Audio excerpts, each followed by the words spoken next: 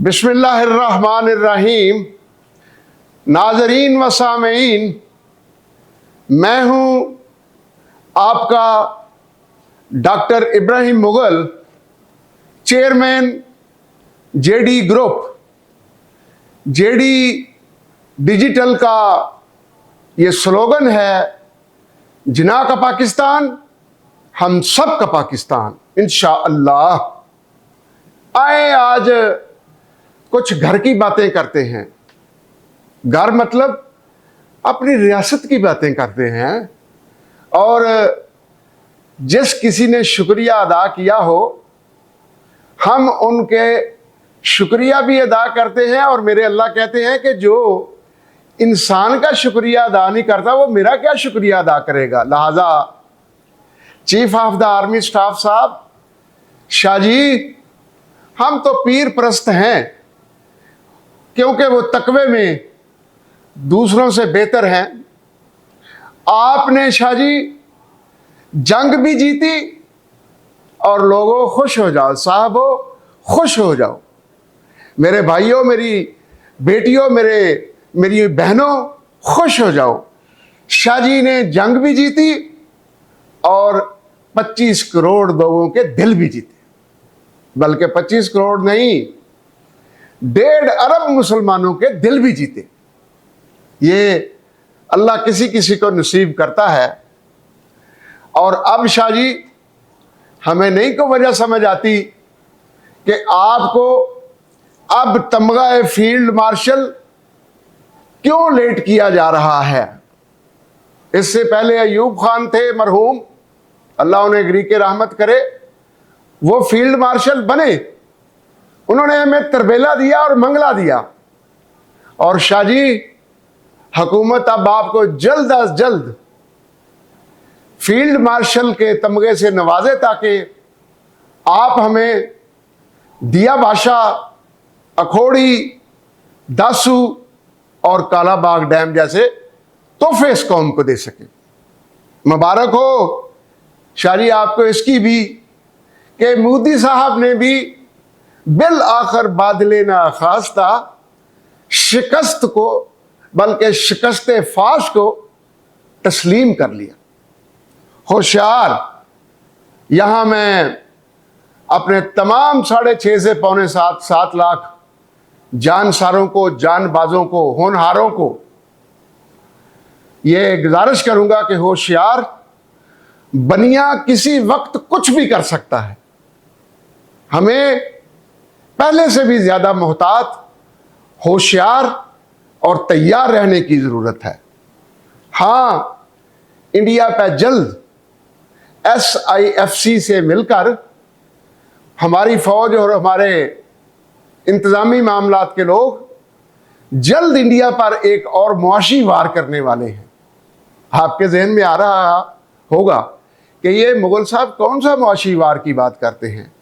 ये दुनिया टेक्नोलॉजी की आज वार कर रही है या मुआशी वार है? दो ही तो जंगें रह गई हैं। अल्हम्दुलिल्लाह, अल्लाह हमें इसमें सुरखरू करे। क्या मुआशी जंग है? कोई 150 के करीब फ्लाइटें बहावलपुर से उड़कर लंबा चक्कर काटकर अपना जेट आयल जहाज जो हैं वो इंडिया से लेने जाते हैं। अब chief of the army staff साहब के भी जहन में ये बात आ गई है और SIFC के जहन में भी ये बात आ गई है और प्लान भी सुना है कि तैयार हो गया है कि बहावलपुर में इतना बड़ा इंटरनेशनल एयरपोर्ट बनाने जल्दी शुरू किया जा रहा है, जहां पाकिस्तान बहावलपुर से रोजाना 150 से 200 इंटरनेशनल फ्लाइट्स फ्यूल जेट अपना तेल लिया करेंगी। इस तेल से आपको रोजाना 100 अरब बचता है, 50 अरब बचते हैं, 10 अरब बचते हैं, 1 अरब बचता है। मुनाफे का सौदा भी होगा, लोगों को रोजगार भी मिलेगा और रियासत की तरक्की भी होगी और पाकिस्तान में एक मेगा प्रोजेक्ट भी शुरू हो जाएगा। साहबों, दोस्तों, भाइयों और बेटियों, मेरे करीब हो जाओ। एक खास बात आपसे करनी है। भारत की फौज इस वक्त मिला जुलाकर 15.5 लाख के करीब है। जिसमें से 6.5-7 लाख कश्मीर में है। और उस 15.5 लाख फौज से मुकाबला मेरे नौजवान शाह जी की सरबराही में, पीएफ के चीफ की सरबराही में, नेवी के चीफ की सरबराही में और chief of the army staff और जॉइंट चीफ ऑफ स्टाफ की सरबराही में मेरे 6.5 से 6.75 लाख नौजवान हीरो जैसे मोती 15 लाख का जो मुकाबला कर रहे हैं। आए एक मुतालबा करें कि ठीक है, जज्बा भी है, ताज़ा खून भी है और ताज़ा सोच भी है और शहादत का जज्बा भी है, लेकिन फिर भी कुछ अफरादी नफरी जो है उसको कुछ तो पूरा किया जाए। उनके मुकाबले में बदर में 313 तो थे, 113 तो नहीं थे। लिहाजा हमारी ये तजवीज़ होगी और बड़ी सोच समझ कर हम ये तजवीज़ दे रहे हैं कि जहां शाहजी को फील्ड मार्शल का तमगा लगाया जाए, वहां ही हमारी फौज की तादाद ये 6.5-7 लाख से बढ़ाकर कम अज कम 10 लाख कर दी जाए। हम नहीं कहते कि भारत के बराबर करें, वैसे लड़ाई में मुकाबला तो बराबर का है, लेकिन 10 लाख फौज कर दी जाए ताकि इस वक्त पाकिस्तान में उभरते हुए नौजवान, दीन से सरशार, शहादत का जज्बा लिए हुए, दुश्मन से टकरा जाने की ख्वाहिश और सबसे बड़ा कि शाहजी जैसी सरपरस्ती में कुछ भी कर जाने का जज्बा रखते हैं, उनको भर्ती किया जाए। पाकिस्तान में कोई 6 से 7 बल्कि 8 करोड़ आज नौजवान है। शाहजी अगर आप उनको भर्ती कर गए, तरबियत आपके ज़ेरे साया हो गई, तो ये आप एक ऐसी तोप या एक ऐसा मिसाइल तैयार कर जाएंगे कि जिसको पाकिस्तान को फिर दुनिया में इंशाअल्लाह, आज भी कोई नहीं लेकिन दुनिया में कोई ख़तरा नहीं रहेगा। आए भर्ती करें। और एक और चीज़ आपसे मशावरत में लाते हैं, बल्कि तजवीज़ है। आपको पता है कि भारत का सालाना दफाई बजट जो है 70 से 78 अरब डॉलर के दरमियान है। 70 से 78 अरब डॉलर के दरमियान। डॉलर तो वही अमेरिकी जी जो पाकिस्तान में आजकल 280 रुपए का है, भारत में वो तकरीबन 80 से 100 रुपए का है। अब उनका 70 से 78 अरब डॉलर का बजट और हम लड़ रहे हैं, हमारी फौज का बजट 6.5 से 7 अरब डॉलर बजट आ रहा है। कई गैर मुहिब, कई नादान, कई तोते की आवाज़ बोलने वाले और कई मसनूई दानश्वर ये कहेंगे बजट सारा फौज खा गई, बजट सारा फौज खा गई। मैं वाशगाफ अल्फाज में कह रहा हूँ, आए आके बैठ के बात कर लेते हैं। 7.5 अरब का बजट और पिछले साल 1800 से 1900 अरब रुपए था और मुकाबला 78 अरब डॉलर वालों से। 6.5 लाख मेरे जवान, मुकाबला 15.5 लाख से। कुछ तो बैलेंस करना होगा। शाहजी हम पेट काट लेंगे, शाहजी हम एक वक्त रोटी खा लेंगे, शाहजी हम घास खा लेंगे, लेकिन खुदारा हुकूमत पाकिस्तान को भी ये तजवीज़ है कि फिलफौर पाकिस्तानी फौज का बजट कम अज कम 10 अरब डॉलर किया जाए।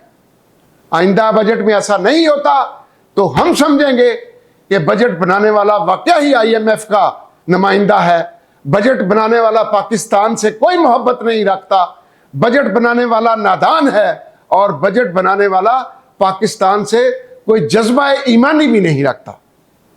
देख लो लोगों, कहाँ 78 अरब, कहाँ 6-7 अरब।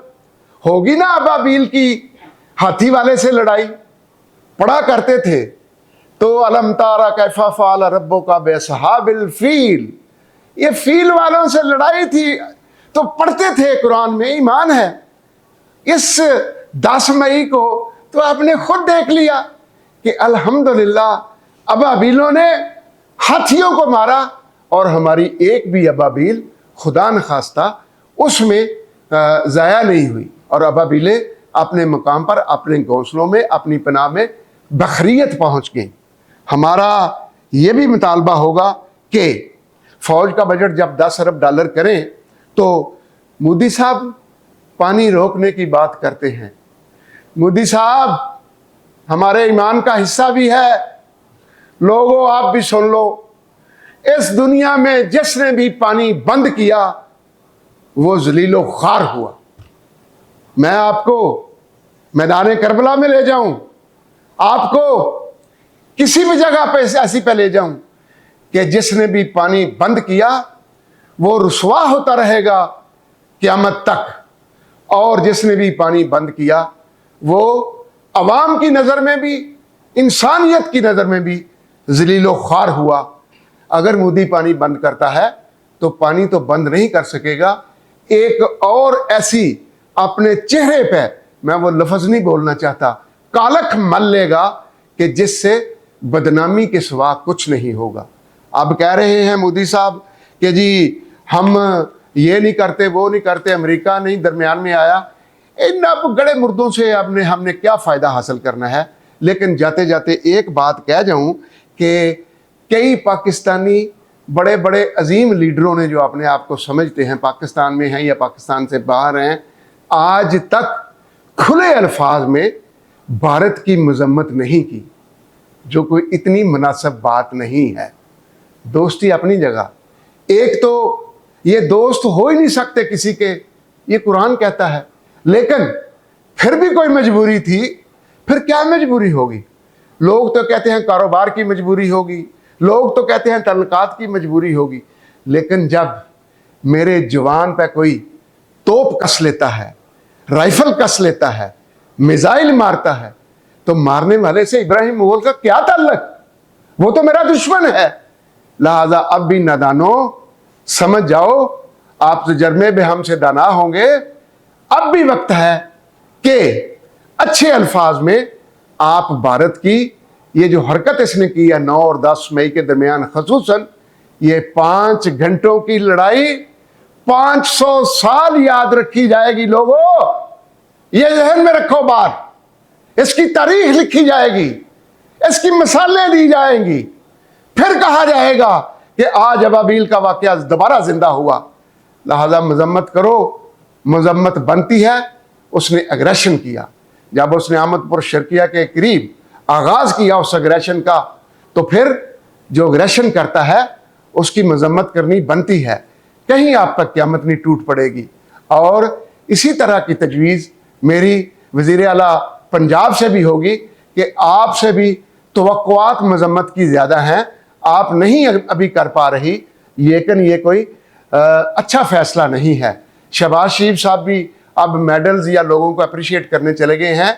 शहबाज शरीफ साहब अपनी मंजी थले डंडा फेरो, और कई आपको मिल जाएंगे जिन्हें मजम्मत करनी चाहिए, जिन्होंने नहीं की, उनसे मजम्मत करवाओ, वरना ये सियासी तौर पर भी आपको बहुत महंगा पड़ सकता है।